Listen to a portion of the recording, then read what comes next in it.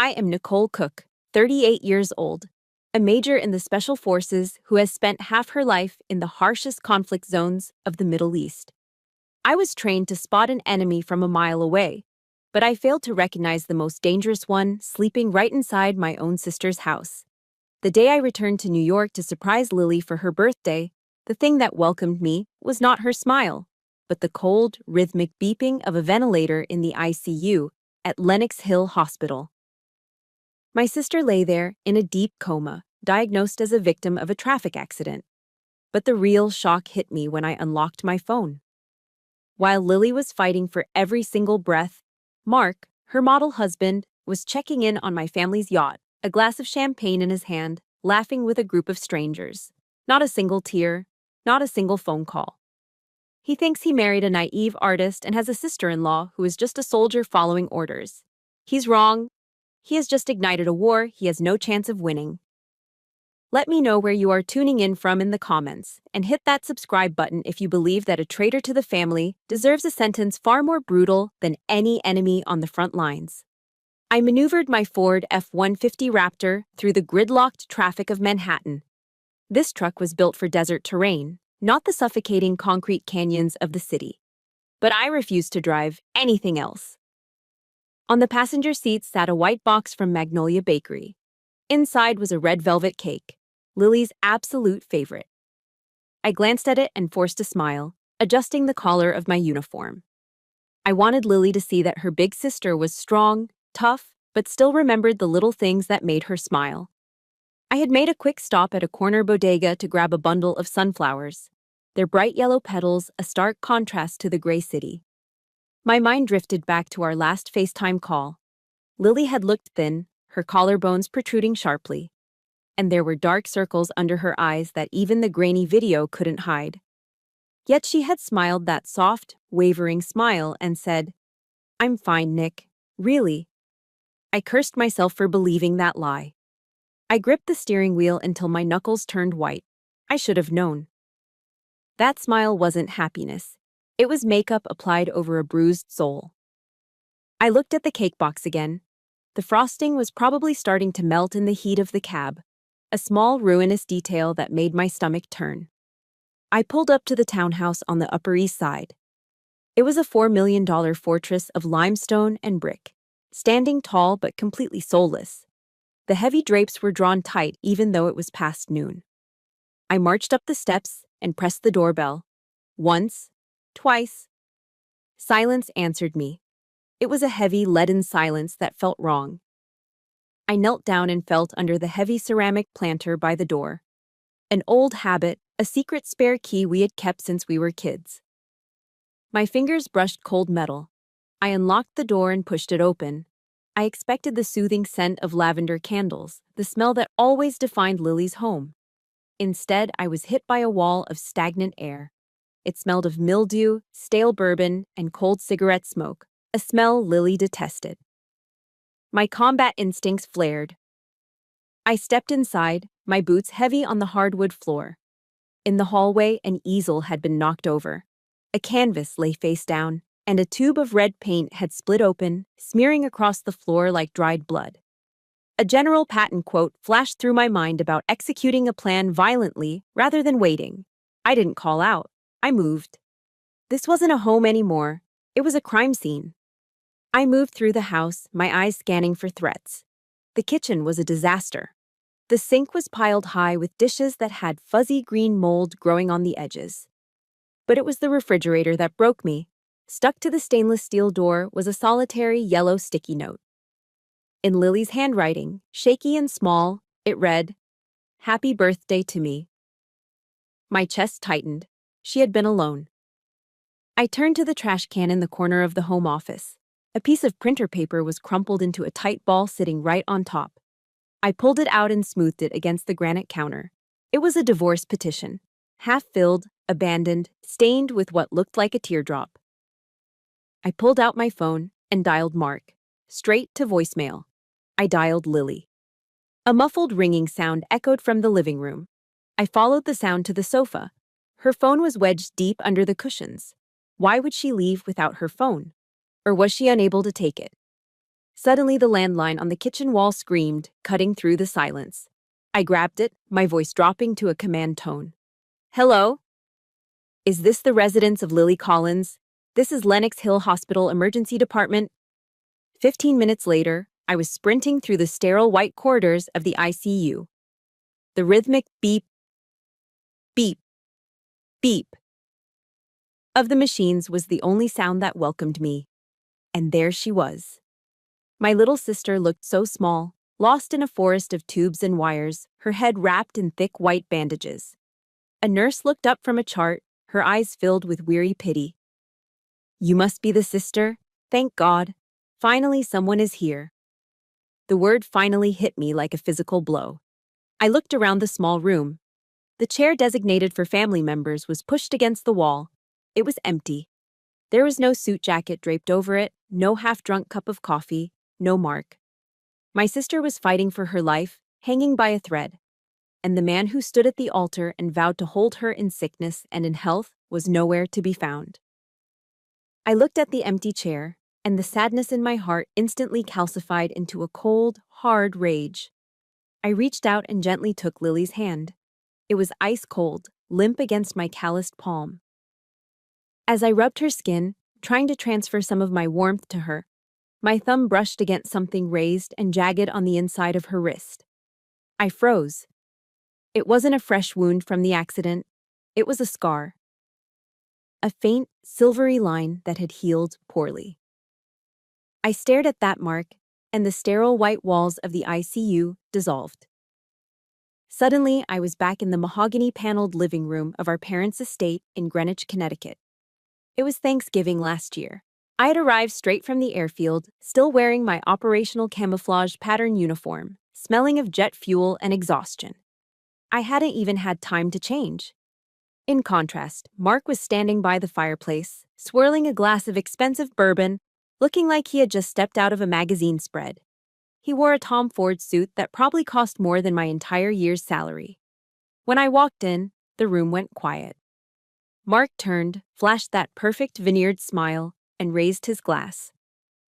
Well, well, he announced, his voice booming so everyone could hear. Look who finally decided to join civilization. G.I. Jane is home. A ripple of awkward laughter went through the room. I felt my jaw tighten. Good to see you, Mark, I said, trying to keep the peace for Lily's sake. He didn't let up. He walked over to the window and pointed at my truck parked in the driveway. My pride and joy, the Ford F-150 Raptor. You're still driving that thing? It looks like a fertilizer truck, Nicole. Honestly, it's an eyesore in this neighborhood. Why don't you get a real job instead of playing security guard for old men in Washington? I could get you an entry-level position as a receptionist at my firm. You'd make more money. My blood boiled. I took a step forward, my fists clenching. I wanted to break his nose right there in front of the turkey and the cranberry sauce. But before I could move, a small hand grabbed my arm. It was Lily. She looked terrified. She pulled me toward the back garden, her eyes wide and pleading. Please, Nick, she whispered, her voice trembling. Mark is just joking. That's just his sense of humor.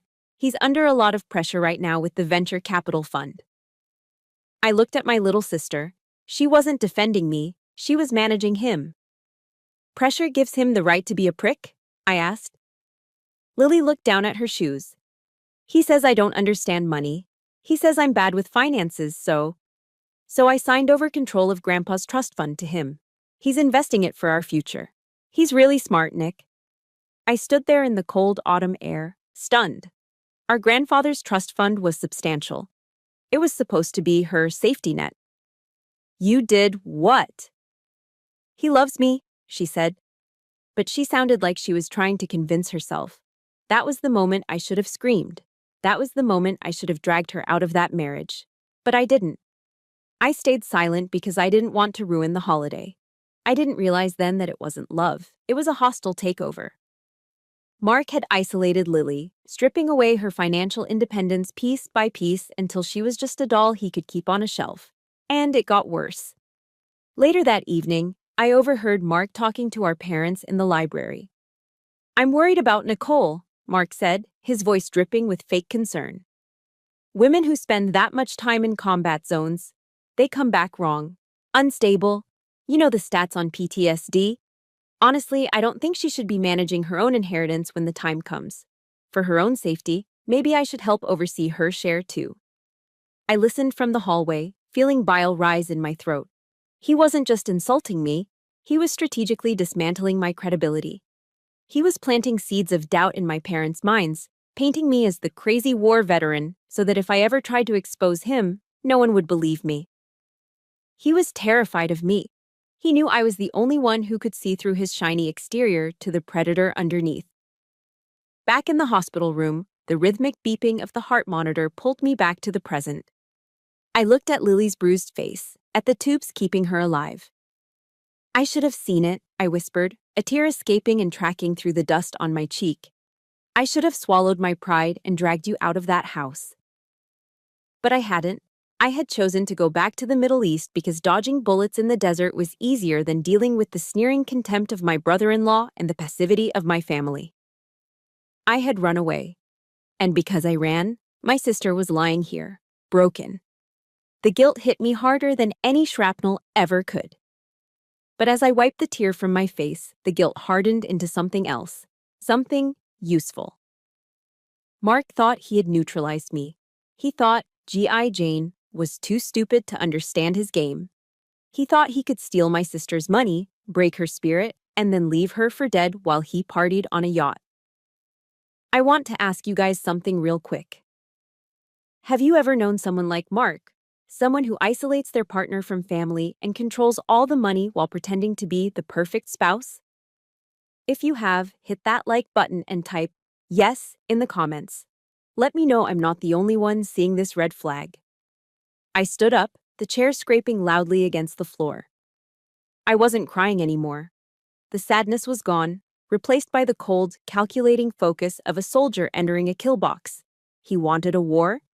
He was about to get one. But first, I needed to know exactly where he was. I picked up my phone. It was time to go hunting. My phone vibrated violently against the hard plastic of the hospital chair, the sound echoing like a drill in the quiet ICU room. I ignored it at first, my eyes fixed on the slow rise and fall of Lily's chest. It buzzed again. And again. A persistent, demanding rhythm that refused to be sidelined. I picked it up, expecting a call from our parents, or maybe, just maybe, Mark finally returning my 100th call. But the screen was dark. It was a notification. I rarely used social media. In my line of work, digital footprints were a liability.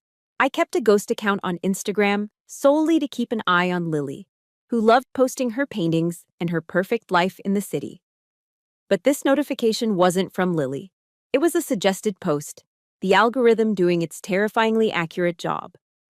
Mark Collins was just tagged in a post by Candy Baby 99. Candy Baby 99. The handle alone made my stomach turn. A soldier's intuition is a real thing. It's a prickle on the back of your neck before an IED goes off. I felt that prickle now. My finger hovered over the screen for a second, trembling slightly, before I tapped the notification. The screen flared to life, the brightness blinding in the dim hospital room. The image that loaded was high definition, saturated with color and sunlight. It assaulted my eyes. The geotag read, Montauk, the Hamptons. The timestamp, 2 hours ago. While I had been tearing down the I-95 corridor, breaking every speed limit to get to my dying sister, Mark was at the beach. I zoomed in on the photo. Mark was standing on the deck of a boat. Not just any boat, but the Sea Witch, my father's 40-foot yacht. He was wearing a pair of Vilebrequin swim trunks that cost more than most people's rent. In one hand, he held a bottle of Dom Perignon.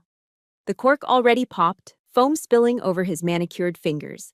He was laughing, his head thrown back, exposing that gummy upper lip I had always found repulsive. But he wasn't alone. Pressed against his side was a girl who couldn't have been older than 22. She was tan, blonde, and wearing a neon pink bikini that barely covered anything. She was kissing Mark's cheek, her hand resting possessively on his chest. I felt a wave of nausea, but I forced myself to look closer. My training kicked in. Analyze the target. Look for details. My eyes moved from the girl's face to her neck. My breath hitched in my throat. I dropped the phone onto the cushion beside me as if it were a live coal. Around the girl's neck was a single strand of pearls. But they weren't just costume jewelry. They were creamy, luminous, perfectly round Akoya pearls, with a distinctive diamond-encrusted clasp shaped like a rose. They were Mikimoto pearls. My mother had given those pearls to Lily on her wedding day. They were a family heirloom, passed down 3 generations. Lily never took them off. She called them her lucky charm. I looked at Lily's neck on the hospital bed. It was bare. Mark hadn't just cheated. He had looted my sister's body. He had taken her most precious possession, a symbol of our family's love and history, and draped it around the neck of some random party girl in the Hamptons.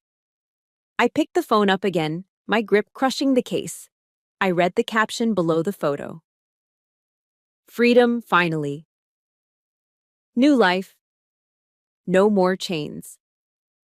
No more chains. That was what he called her. My sweet, artistic, loving sister was a chain holding him back from his life of debauchery. He wasn't just absent, he was celebrating. He was popping champagne to toast her impending death. He believed she wasn't coming back, and he was already spending her inheritance and erasing her existence. The blood in my veins turned into liquid fire. It was the same adrenaline surge I felt during an ambush in Kabul, the moment fear evaporates and is replaced by pure, crystallized aggression. I hit the call button on Mark's contact. It rang, once, twice. Then, the ringing stopped abruptly. He didn't let it go to voicemail. He hit the decline button. He had the phone in his hand. He saw Nicole on the screen. He knew his wife was in the ICU. And he pressed decline so he wouldn't interrupt his party. I stared at the phone, my vision blurring not with tears, but with red-hot rage. This wasn't human behavior. This was predatory. This was evil. You think you're free, Mark? I whispered to the empty room. You have no idea what kind of cage you just stepped into. I stood up and walked to the small sink in the corner of the room. I splashed cold water on my face, washing away the dust of the drive and the salt of my tears. When I looked up at the mirror, the worried sister was gone. Major Nicole Cook stared back. My jaw was set. My eyes were cold steel. I reached into my pocket and pulled out my phone again. I didn't call Mark this time. I scrolled down to a number I hadn't used in 2 years. Jack Harlan. Jack was ex-Army intelligence, a man who could find a needle in a haystack in the middle of a tornado. He was now the most feared private investigator in New York City. I tapped the number. He picked up on the second ring. Major. Jack's gravelly voice came through, sounding surprised. It's been a while. I didn't waste time with pleasantries. I recited a verse from Psalm 144 in my head. Blessed be the Lord my rock, who trains my hands for war, my fingers for battle. And then I spoke. I need a target package, Jack, I said, my voice devoid of emotion. Name is Mark Collins, Greenwich and Upper East Side. What are we looking for? Jack asked, his tone shifting instantly to professional alert. Everything, I said, looking at Lily's broken form. I want to know what he eats, who he sleeps with, and exactly how much money he owes. I want his bank statements, his gambling debts, his crypto wallets. I want to know the name of the girl he's with right now in Montauk. Consider it done, Jack said. How deep do you want me to dig? I looked at the empty chair where a husband should have been sitting. Dig until you hit hell, Jack, I replied. And then keep digging. The neon sign of the diner in Queens flickered with a dying buzz, casting a sickly yellow light onto the wet pavement. It was 3 o'clock in the morning. Inside, the air smelled of burnt coffee and grease. I sat in a vinyl booth that had seen better decades, nursing a mug of black coffee that tasted like battery acid. Jack Harlan slid into the seat opposite me. He didn't say hello. He just dropped a thick manila folder onto the sticky table with a heavy thud. You are not going to like this, Major, Jack said, signaling the waitress for coffee. In fact, you're going to want to kill him. I opened the folder. The first page was a summary of Mark's financials. I scanned the numbers, and my blood ran cold. Mark Collins wasn't a venture capital genius. He was a degenerate gambler masquerading as a Wall Street shark. The high-yield funds he bragged about were nothing but a Ponzi scheme he was running to cover his own losses. He had torched $5 million in the last 18 months. He had bet against the market, poured money into obscure cryptocurrencies that went to zero, and lost a fortune betting on college football and the NFL. "It gets worse," Jack said, pointing to a document near the back. "Look at the signature." I pulled out a legal document. It was a general power of attorney. It gave Mark full control over Lily's assets, health decisions, and real estate. The date was from 6 months ago, right around the time Lily had a severe flu. "He either forged it or tricked her into signing it when she was medicated," Jack explained. "He used this to mortgage the townhouse to the hilt. He drained her savings. He even liquidated the retirement fund your parents set up for her. On paper, Nicole, your sister is homeless and bankrupt. He spent it all." I closed the folder. My hands were trembling, not from fear, but from the effort it took not to flip the table. "He stole everything." "Everything," Jack confirmed. "And he's currently trying to secure a hard money loan using your parents' estate as collateral, claiming he has influence over them." I threw a $100 bill on the table. "Keep digging, Jack. I need to go to Greenwich." The sun was just beginning to bleed into the sky when I pulled up the long gravel driveway of my parents' estate in Greenwich, Connecticut. This place was the definition of old money: quiet, understated, and terrifyingly powerful. I found my parents in the library. My father, a retired colonel, was sitting in his leather armchair, while my mother, the steel matriarch of Connecticut society, was pacing by the window. I laid it all out. The photos from the Hamptons, the gambling debts, the power of attorney, the fact that Lily was currently lying in a coma while her husband spent her last dime on champagne and women. My mother gasped, her hand flying to her mouth as she sank onto the sofa. But my father didn't say a word. He stood up slowly, walked over to the locked cabinet in the corner, and pulled out his Remington shotgun. He cracked the barrel open to check the load. "I'm going to kill him," my father said. His voice wasn't loud, it was a matter-of-fact statement.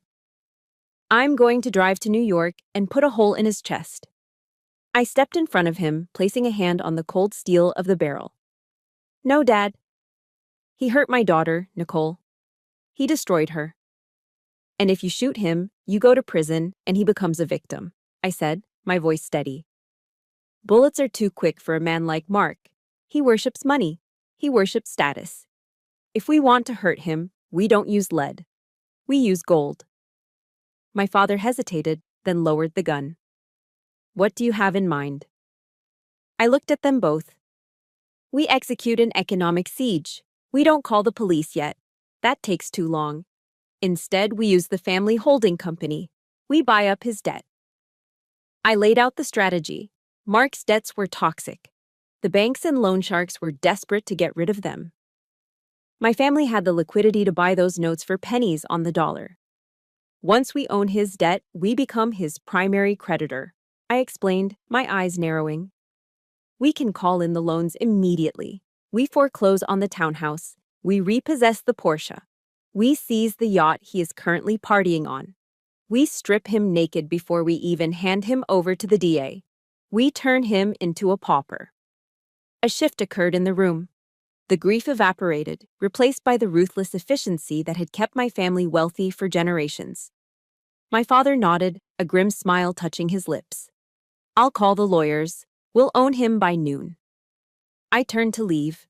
I had to get back to the hospital. But as I reached the door, my mother called out, "Nicole." I turned. My mother, who had always criticized my combat boots and my lack of a husband, who had called me rough and unladylike, walked over to me. Her eyes were red, but her chin was high. She reached for my hand. She slid a ring off her own finger, a heavy vintage diamond ring that had belonged to her grandmother. She pressed it into my palm and closed my fingers over it. "I used to think you made a mistake joining the army," she whispered, her voice fierce. "I thought I had lost you to a world I didn't understand. But today I thank God that you are a soldier." She gripped my hand tight.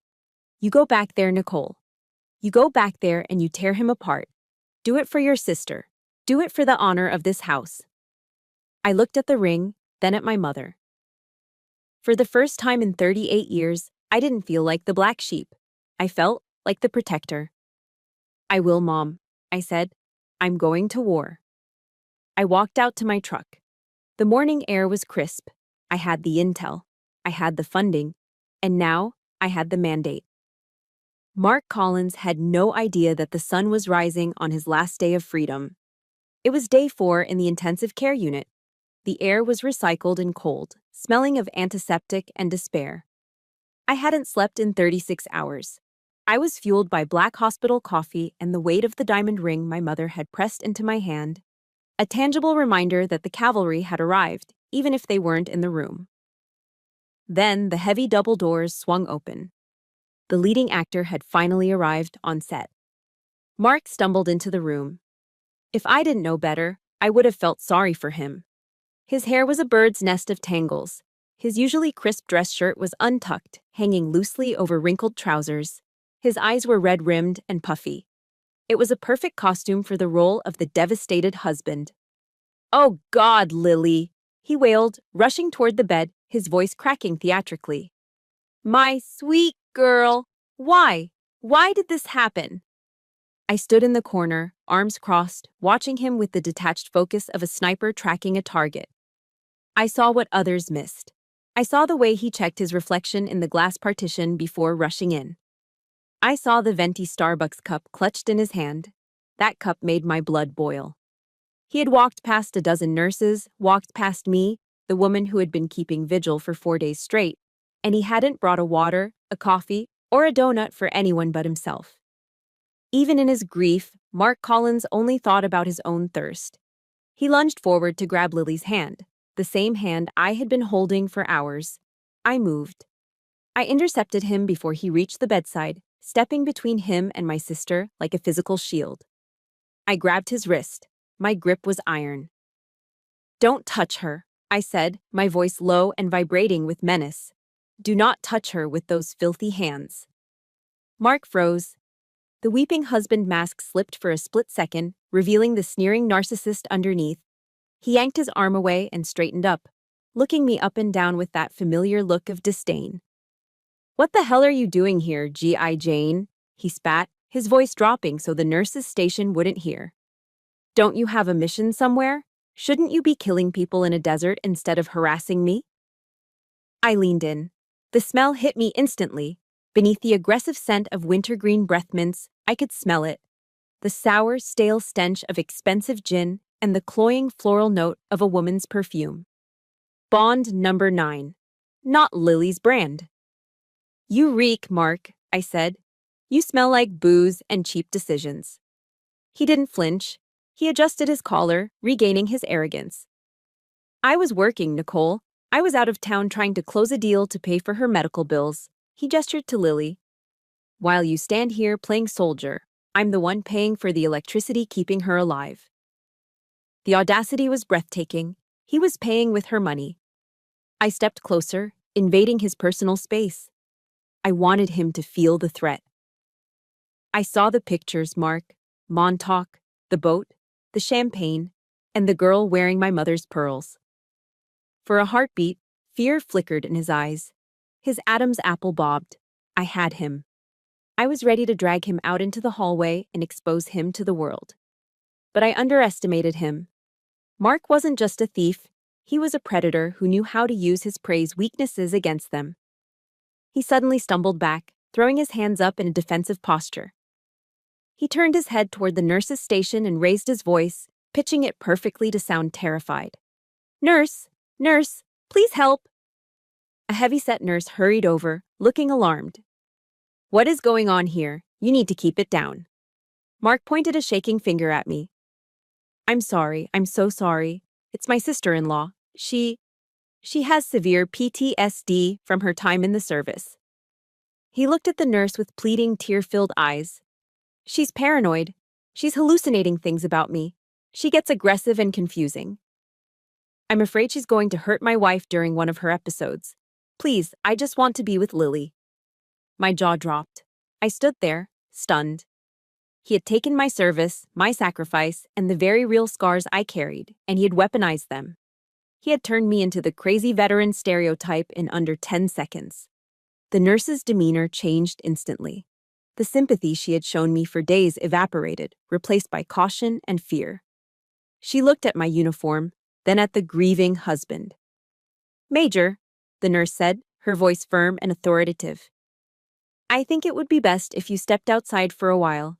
Let Mr. Collins have some time with his wife. You seem agitated." "He's lying," I said, my voice trembling with suppressed rage. "He was in the Hamptons with a mistress 2 hours ago." "She's delusional," Mark whispered to the nurse, shaking his head sadly. "See? She thinks I'm partying while my wife is dying. It's the trauma talking." The nurse stepped between us, shielding Mark. "Major, please, don't make me call security. Step outside, now." I looked at Mark.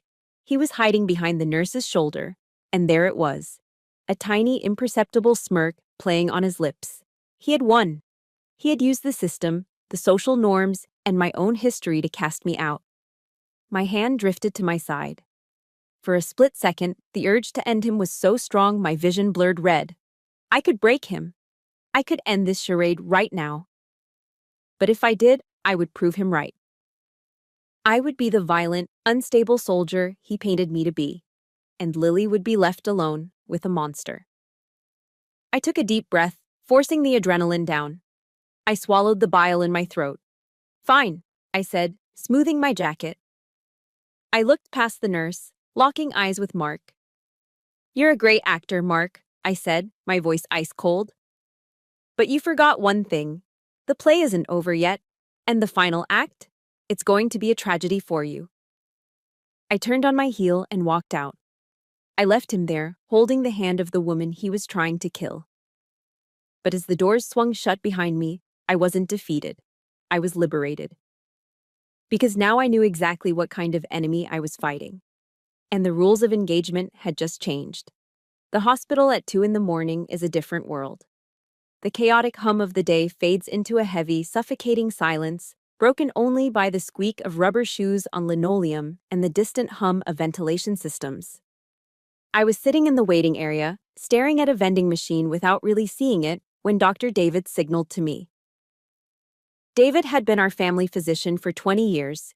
He treated my scraped knees when I was a kid and monitored my father's blood pressure. But tonight, he didn't look like a family friend. He looked terrified. "Nicole," he whispered, glancing up and down the hallway. "Come with me, now." He led me into the on-call room and locked the door behind us. The click of the lock echoed loudly in the small space. He didn't offer me a seat. He just walked to a desk and pulled out a printout of a lab report. "I shouldn't be showing you this," David said, his voice tight. "Technically, Mark is her next of kin. But I can't sleep with what I found." He handed me the paper. It was a chaotic mess of medical abbreviations and numbers. I ran a retrospective analysis on the blood sample the paramedics drew the moment they brought Lily in. David explained, tapping a specific line with a shaking finger. "Look at her glucose levels at the time of admission." I squinted at the number. 30 milligrams per deciliter. 30, David repeated grimly. "Nicole, a normal person is around 100. At 30, the brain shuts down.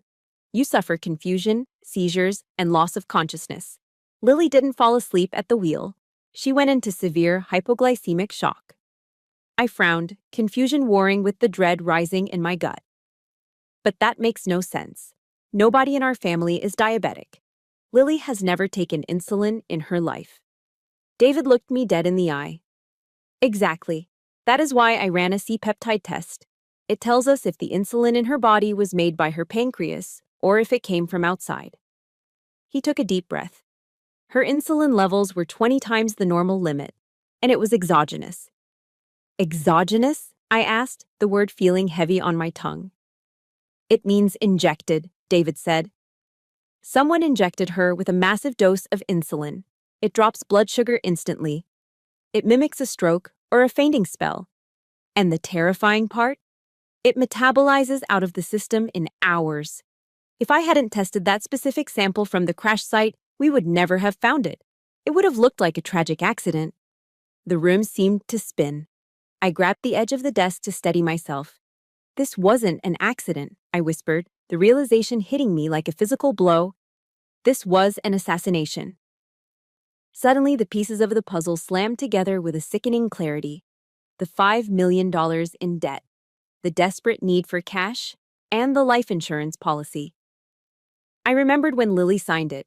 It was a standard $2 million policy, something my father insisted on for tax purposes.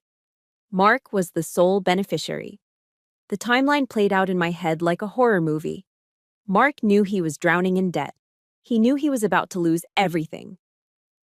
So, he concocted a plan. He didn't use a gun or a knife. Those leave evidence. He used medicine. He probably waited until the morning. Maybe he mixed it into her orange juice, or maybe in a twisted act of care, he offered to give her a vitamin shot. He injected her with death, kissed her goodbye, and watched her get into her car, knowing that in 20 minutes she would lose consciousness on the highway. And while she was crashing into a concrete divider, fighting for her life, he was driving to the Hamptons to pop champagne bottles. I felt bile rise in my throat. I had to swallow hard to keep from vomiting. I had seen evil in war. I had seen men do unspeakable things to each other, but those men held rifles. They were enemies. They didn't share your bed. They didn't whisper, "I love you," while plotting your execution. This was a different kind of evil. It was intimate. It was domestic. It was the man who promised to protect you becoming the butcher. I need you to pause for a second. Imagine trusting someone with your life, letting them make your breakfast or handle your medicine, only to realize they were counting down the minutes until you died. If this sends a shiver down your spine, hit that like button and comment "Justice" below. Let's show Mark that the world is watching. I looked up at David. "Thank you," I said, my voice eerily calm. "You just gave me the weapon I needed." I walked back out into the hallway. I didn't go to Lily's room. I couldn't look at her right now without breaking down. I needed to be cold. I needed to be lethal. I pulled out my phone. The screen glowed in the semi-darkness. I opened my encrypted messaging app and found the thread with Jack Harlan. My fingers flew across the keyboard. Target package update. Disregard fraud investigation. I typed the next words slowly, savoring the weight of them. Classification: attempted murder. He used insulin. Find me the purchase trail. Find me the pharmacy. Find me a witness. I hit send. I am going to put him in the electric chair. The war for assets was over. The war for blood had just begun. Mark thought he had committed the perfect crime because he used an invisible weapon. But he forgot that even invisible things leave a shadow if you shine a bright enough light on them. And I was about to bring the sun. Mark Collins was feeling invincible as he sat at the best table in Le Bernardin, the sunlight filtering through the blinds to illuminate the crystal glasses and the remnants of a $500 lunch. Across from him sat a potential investor, a nervous man named Mr. Henderson, whom Mark was about to fleece for $250,000 in a new blockchain opportunity that did not actually exist. Mark flashed his winning smile, the one that had charmed Lily into signing over her inheritance, and leaned back in his chair. He felt like the king of New York. The waiter appeared with the leather check folder, and without even looking at the total, Mark pulled out his American Express Centurion card, the heavy titanium black card that was the ultimate status symbol of the elite, and dropped it onto the tray with a flourish of arrogance. He continued chatting with Gary, assuring him that this was a ground floor opportunity until the waiter returned. The young man didn't place the folder down discreetly. Instead, he stood awkwardly at the edge of the table, clearing his throat loud enough to silence the nearby conversations. Mark looked up, annoyed by the interruption, only to hear the waiter say the words that would mark the beginning of his end. The waiter apologized loudly, stating that the card had been declined. Mark froze, his face flushing a light shade of pink as he scoffed at the impossibility of it. He ordered the man to run it again, claiming the machine must be broken, but the waiter remained impassive. He informed Mark that they had run it 3 times and the code was 05. Desperate to save face in front of his Mark laughed nervously and pulled out his Platinum Visa, then his backup MasterCard. 1 minute later, the manager arrived at the table, his tone icy and final. He informed Mark that all the cards had come back declined, with a bank message stating the account was frozen by a creditor order. He demanded cash or threatened to call the authorities. Gary, the investor, didn't wait to hear the rest. He stood up, capped his pen, and walked out of the restaurant, leaving Mark sitting alone in the center of the dining room, humiliated and forced to scrape together $300 in loose cash from his wallet just to avoid being arrested over a halibut fillet. Seething with rage and confusion, Mark tore out of the parking garage in his Porsche 911. He needed to get to his safe. He kept $50,000 in cash in the wall safe at the townhouse for emergencies, and right now, this felt like an emergency. He sped uptown, weaving through traffic with reckless abandon, his knuckles white on the steering wheel. He pulled up to the curb in front of the $4 million townhouse, marching up the steps and jamming his key into the lock. It wouldn't turn. He jiggled it, pulled it out, and tried again. But it was like the key belonged to a different house. He shouted in frustration and kicked the heavy oak door, and that was when he saw it. Stuck right at eye level on the mahogany wood was a bright orange sticker. It wasn't a note from the postman or a delivery slip. It was a legal notice stating that the property had been seized by the primary creditor, Cook Holdings, LLC, and that trespassing was prohibited. Before Mark could process the words, a black SUV with the logo of a private security firm screeched to a halt behind his Porsche. Two men stepped out, built like linebackers and wearing tactical vests. Mark screamed that this was his house, that his wife owned it. But the guard stepped forward, blocking the entrance with a wall of muscle. He calmly informed Mark that the bank had owned the house, and as of 9 o'clock that morning, Cook Holdings had bought the note and exercised the immediate repossession clause due to default.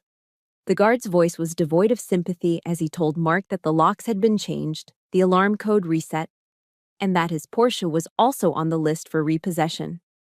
Mark stumbled back down the stairs, standing on the sidewalk he used to walk down like a king. Now he was locked out, with no money, no investors. And the terrifying realization that the sister-in-law he had mocked as a stupid soldier had just outflanked him financially. He ducked into a nearby alleyway, his hands shaking so hard he almost dropped his phone as he dialed Victor Lang. Victor was a shark of a lawyer, the kind who could smell blood in the water from miles away. Mark hissed into the phone, begging for help, explaining that they had taken the house and frozen the accounts. There was a long silence on the other end of the line before Victor spoke. He told Mark that it was a brilliant move by the Cooks. By buying the debt, they legally had Mark by the throat, and fighting them in court would be a losing battle against their limitless resources. Mark shouted that he only had $200 left in his pocket and was destitute, asking if he should just roll over and die. Victor's voice turned smooth and predatory. He told Mark that they wouldn't fight in court, they would fight where the Cooks were weak. He explained that old money families hated noise and scandal. He instructed Mark to stop being the arrogant businessman and start being the victim. Victor laid out the plan.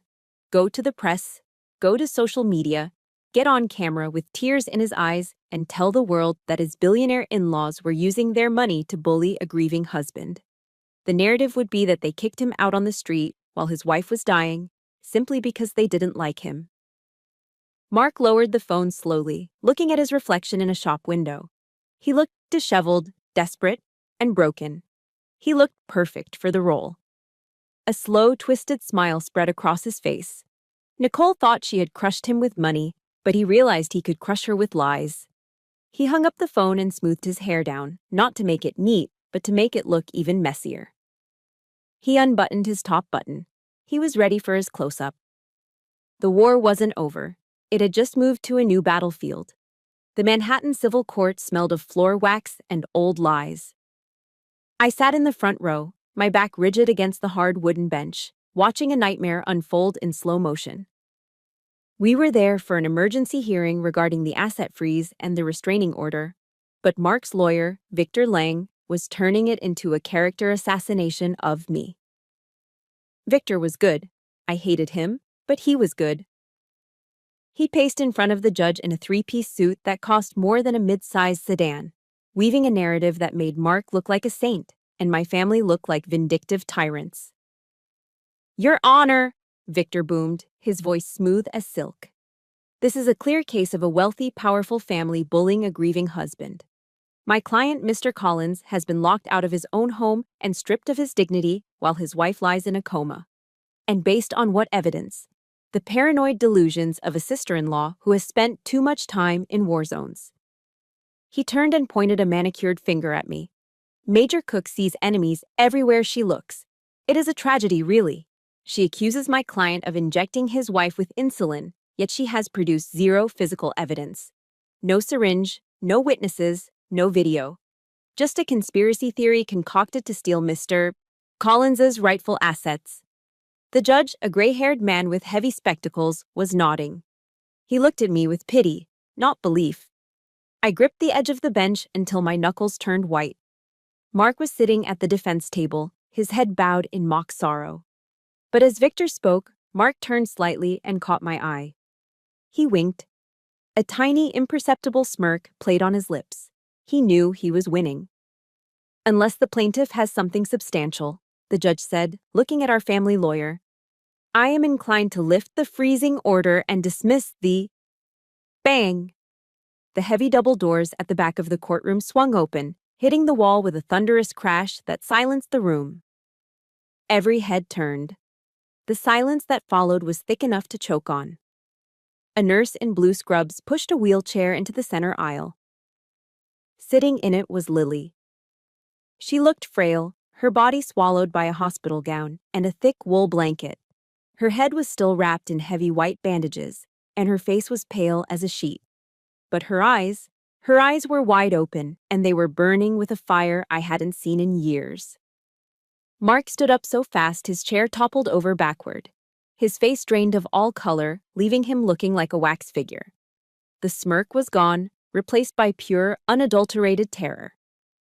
"Objection!" Victor Lang shouted, losing his cool composure. "Your Honor, this is highly irregular. The victim is in critical condition. She has suffered brain trauma. Her memory is compromised. She is not a reliable witness." The judge banged his gavel. "Sit down, Mr. Lang. If Mrs. Collins is here, I want to hear what she has to say." Lily didn't look at Mark. She didn't look at me. She stared straight at the judge, her voice raspy but steady. "I don't remember the crash, Your Honor," Lily said, her voice echoing in the silent room. "I don't remember driving off the road. But I remember what my husband did the months before. And even if my memory is foggy, my computer remembers everything." Our lawyer, a sharp woman named Sarah, stepped forward holding an iPad. "Your Honor, 3 months ago, Mrs. Collins suspected her husband of infidelity. She installed a keylogger software on their shared laptop at home. It records every keystroke, every password, and every search query, syncing it directly to her personal iCloud account." Sarah connected the iPad to the large monitor on the courtroom wall. "This is the search history from Mark Collins's user profile on the night before the accident, between 10 o'clock at night and midnight." The screen flickered to life. The text was large, black, and damning. A collective gasp swept through the courtroom. I felt the air leave my lungs. 10:05 p.m. Lethal dose of insulin for 110-pound female. 10:15 p.m. How to inject insulin without leaving a mark. 10:30 p.m. How long does synthetic insulin stay in bloodstream?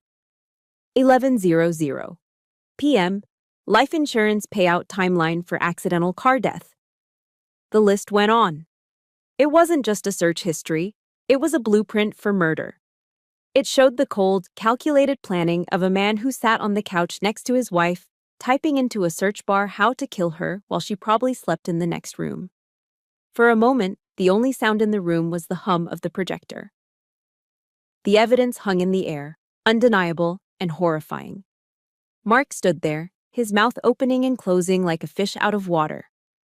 The grieving husband mask had been ripped off, revealing the monster underneath. Victor Lang slumped into his chair. He closed his briefcase. He knew it was over. There was no spinning this. There was no PTSD defense for a Google search history that detailed a homicide plot. That is not what it looks like," Mark suddenly shouted, his voice shrill and desperate. He pointed at the screen, sweat pouring down his forehead. I was. I was researching for a medical investment. I was looking into biotech stocks. It was due diligence. It was the stupidest, most pathetic lie I'd ever heard. The judge looked at Mark over the rim of his glasses. The look of disgust on his face was absolute. He didn't even bother to respond to the outburst. He turned to the bailiff standing by the wall. "Officer," the judge said, his voice cold as ice, "please secure the defendant. I am holding him in contempt, and I recommend the district attorney take a very close look at this new evidence immediately." Two officers moved toward Mark. He tried to back away, looking around for an exit, but there was nowhere to run. As the handcuffs clicked around his wrists, the sound loud and final in the quiet room, Mark looked at Lily. She wasn't crying. She sat tall in her wheelchair, watching him with a look of utter indifference. She had saved herself. I let out a breath I felt like I had been holding for a week. The weight on my chest vanished. I looked at Victor Lang, who was staring at his table, refusing to make eye contact with anyone. I looked at Mark, now being dragged toward the side door, shouting incoherent excuses. And then I looked at my sister. She turned her head slowly and met my gaze. She offered me a small, tired smile. We didn't need to say a word. The war was over. We had won. The judge's gavel hit the wood with a finality that echoed through the packed courtroom. 28 years, that was the sentence. Mark Collins was found guilty of attempted murder in the first degree, 3 counts of wire fraud, and grand larceny. As the bailiffs dragged him away, Mark wasn't crying. He was screaming. He shouted that he had been framed, that his lawyer was incompetent, that the system was rigged against him. The press loved it. The flashbulbs popped like fireworks, capturing the downfall of the Wall Street wolf. Outside the courthouse, reporters swarmed my parents, hailing the Cook family as heroes of justice. But back at the estate in Greenwich, there was no champagne. There was no victory party. The house was silent, wrapped in the heavy, suffocating quiet of a funeral home. I found Lily sitting on the back porch in an Adirondack chair, staring out at the manicured lawn as the sun began to set. She looked fragile, like a porcelain doll that had been glued back together but was still missing pieces. I walked over and placed a hand on her shoulder. She didn't flinch. "It is over, Lil," I said softly. "He's gone. 28 years. He will be an old man when he gets out. He can't hurt you anymore." Lily didn't look at me. She just shook her head slowly, a tear tracking a lonely path through the scar on her cheek. "You don't understand, Nicole," she whispered, her voice sounding like broken glass. "He took so much more than 28 years. She reached into the pocket of her oversized cardigan and pulled out a small white box. She opened it with trembling fingers. Inside sat a pair of tiny white leather loafers. Infant shoes. I froze. The air left my lungs. "I was going to tell him that night," Lily choked out, the sob finally breaking through her throat. "I was 12 weeks along, Nick. I had just passed the first trimester. We were going to have a baby." My knees gave out, and I sank onto the wooden floorboards beside her chair. The world tilted on its axis. "The doctor said..."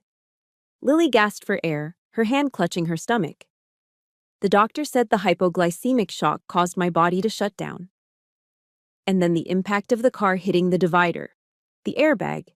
It was too much trauma. I lost the baby before they even got me out of the wreck. I stared at the tiny shoes, feeling a darkness settle over me that was blacker than any night in a combat zone. Mark hadn't just tried to kill his wife for insurance money. In his greed, in his blind arrogance, he had murdered his own unborn child. That baby was my nephew. That baby was the next generation of our family. Mark Collins wasn't just a thief. He was a monster who had devoured his own flesh and blood. 1 week later, I drove to Ossining, New York. Sing Sing Correctional Facility is a fortress of concrete and steel rising from the banks of the Hudson River. It smells of industrial cleaner, stale sweat, and hopelessness. I went through security, surrendering my phone, my keys, and my belt. I walked into the visitation room, a long gray hall divided by thick plexiglass barriers. Mark was brought in. He looked different. His expensive haircut was gone, replaced by a shaved head that showed the lumpy shape of his skull. He wore a dark green jumpsuit that hung loosely on his frame. He looked gaunt, but as soon as he saw me, that familiar sneer twisted his lips. He sat down, picking up the phone on his side of the glass. I picked up mine. "Come to gloat, Major," Mark said, his voice tinny through the receiver. "Enjoy it while you can. My new lawyer is already filing an appeal. I will be out in 5 years on a technicality." He was still doing it. He was still playing the game, convinced he was the smartest person in the room. I didn't smile. I didn't yell. I looked at him with the flat, dead eyes of someone who has seen too much death to be fazed by a ghost. "I didn't come to gloat, Mark," I said calmly. "I came to give you something."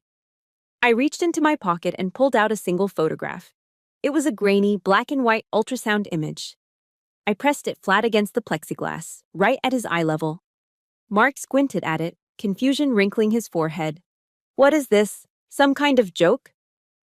"Lily was going to tell you the night of the accident," I said, my voice low and steady, driving every word into him like a nail. "She bought a pair of shoes. She cooked your favorite dinner. She was 12 weeks pregnant, Mark."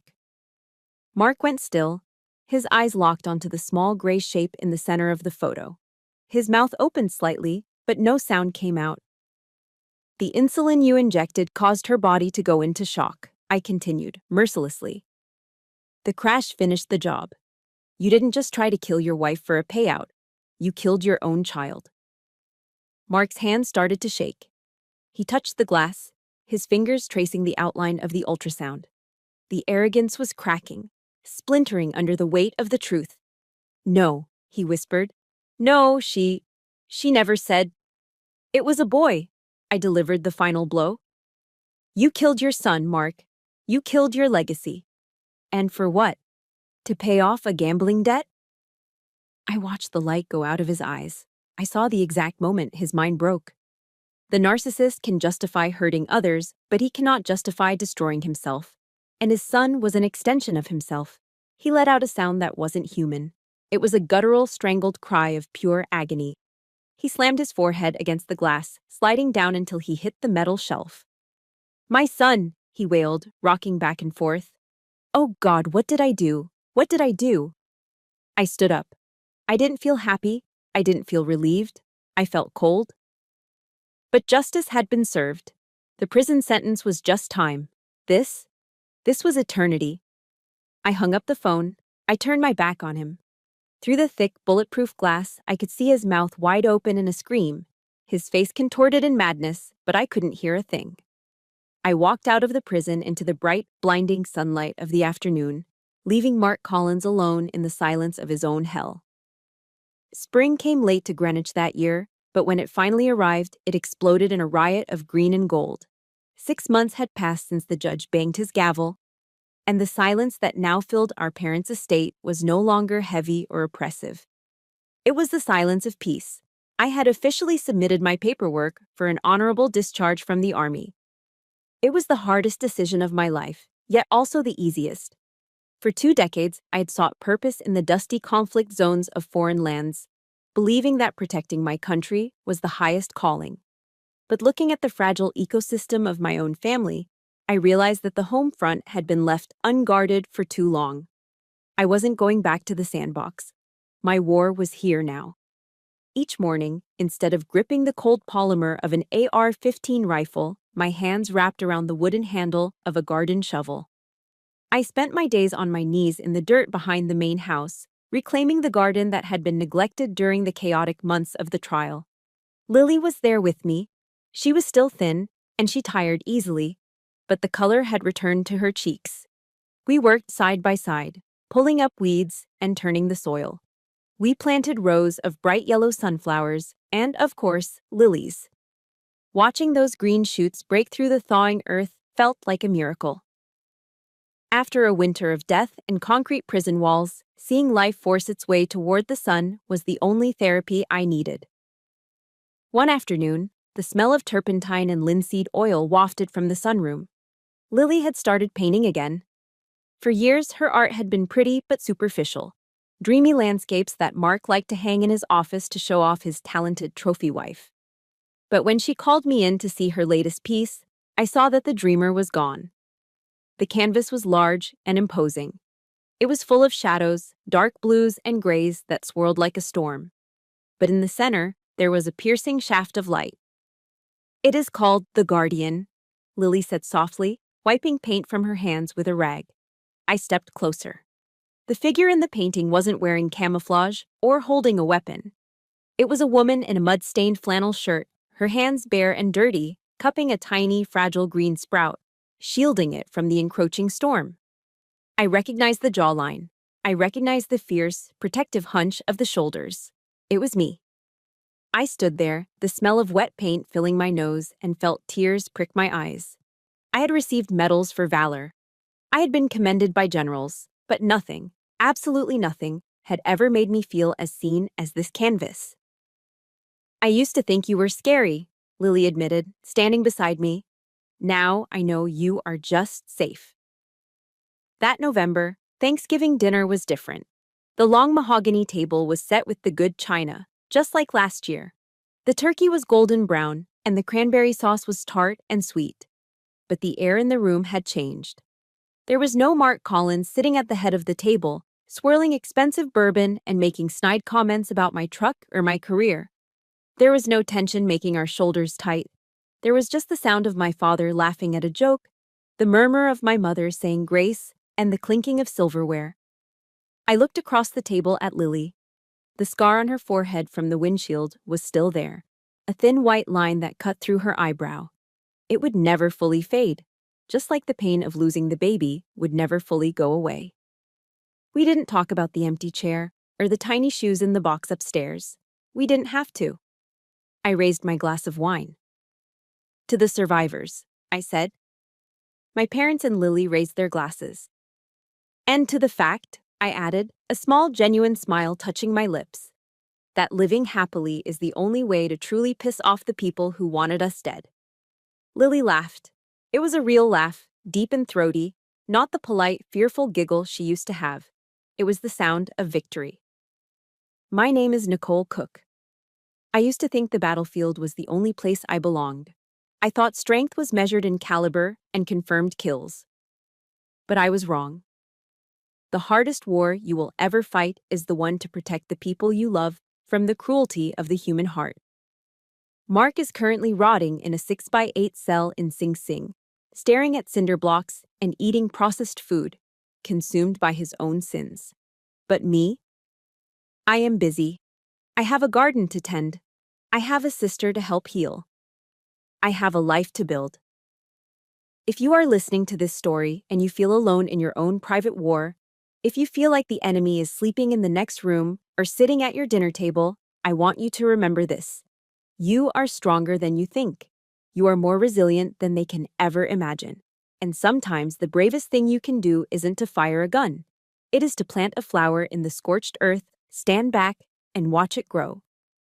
Before I sign off, I want to leave you with one final briefing.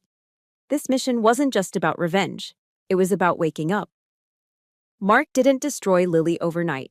He did it slowly, by isolating her and taking control of her finances under the guise of love. Please remember this. True love never requires you to surrender your independence or your voice. Protecting your assets and maintaining your own safety net isn't an act of distrust. It is an act of self-preservation. If your gut tells you something is wrong in a relationship, listen to it. That instinct is your first line of defense. Never apologize for keeping your guard up. Now, I want to hear from my squad out there. Have you ever had to fight a battle for a loved one against someone they trusted? Or maybe you saw the red flags when everyone else was blind to them? Share your story in the comments below. I read every single one, and your experience might just save someone else who is reading it. If you believe that justice is worth fighting for, do me a huge favor. Hit that like button and smash subscribe to join our community. We are building a platoon of survivors here, and I want you on the front lines for the next story. Stay safe out there. Dismissed.